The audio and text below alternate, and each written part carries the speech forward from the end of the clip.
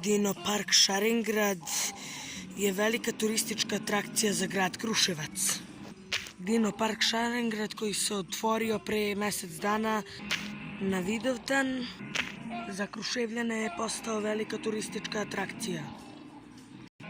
Javno komunalno preduzeće Kruševac brine se da ovaj park bude lep i čist, a za posetioce Dino parka Šarengrada u ponudi ima mini golf, sprave za decu i muzički instrumenti.